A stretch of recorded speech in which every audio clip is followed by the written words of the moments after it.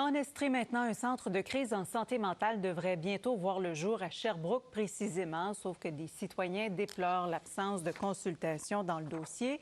Ce qui fait, Ariane, que la députée solidaire de la région, Christine Labrie, a convié les résidents pour une séance d'information. Ça se passe cet après-midi. On avait de nombreuses questions à poser aux autorités. On a tenté de rassurer les gens du quartier. Exactement. La rencontre avait pour but de rappeler qu'est-ce que le projet, les prochaines étapes à venir et sa raison d'être. On a réitéré l'importance d'avoir un centre de crise en santé mentale dans la région et on était surtout là pour répondre aux questions des citoyens et elles étaient nombreuses.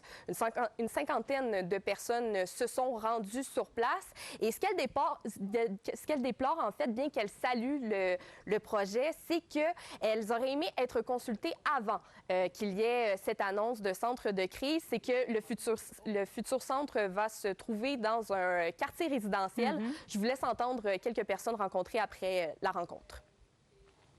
Je suis complètement pro ce projet-là en soi, mais le fait que ça soit mon voisin, je suis nouvellement maman, donc avec mon petit bébé 8 mois, c'est sûr que ça devient un petit peu plus inquiétant. Il n'y a pas personne qui peut être contre ça. Il y a plusieurs modèles pour le faire.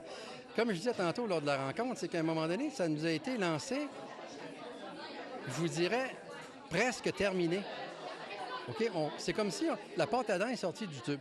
Les gens ne savent pas ce que c'est être en détresse, puis je l'ai entendu pas mal aujourd'hui, puis je pense que ce qui a été dit aujourd'hui, ça l'a aidé à justement démystifier ce que c'est d'être souffrant.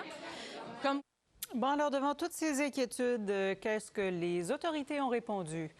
Bien, on s'est montré rassurant. On a expliqué que ce sera 8 places maximum et que ça va se faire sur référence. Ce sont des personnes fonctionnelles qui vont s'y rendre. Et on a beaucoup insisté sur le fait que c'est n'importe qui qui peut traverser une période difficile et que l'hôpital, bien, ce n'est pas toujours la ressource adéquate pour des personnes qui ont besoin de répit ainsi que de soutien. Et le centre doit avoir une apparence d'une maison et se trouver dans un quartier tranquille afin de donner envie aux personnes de s'y rendre. Il y a également eu, on a martelé en fait l'importance d'avoir un bon voisinage et plusieurs citoyens en ont profité pour déstigmatiser la santé mentale. Pour réussir à acheter un immeuble, il fallait procéder dans l'ordre.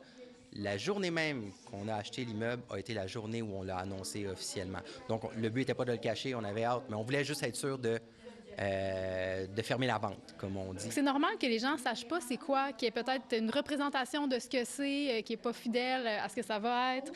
Donc, pour permettre aux gens de découvrir c'est quoi un centre de crise en santé mentale, quel type de personnes on aide avec une ressource comme celle-là, c'est important pour moi de réunir des gens qui travaillent dans ce milieu-là, qui peuvent expliquer aux citoyens c'est quoi cette nouveauté. Alors, on nous assure qu'il pourra y avoir d'autres rencontres dans le futur là, pour les personnes qui ont toujours des craintes. Parfait. Merci beaucoup, Ariane. Au revoir.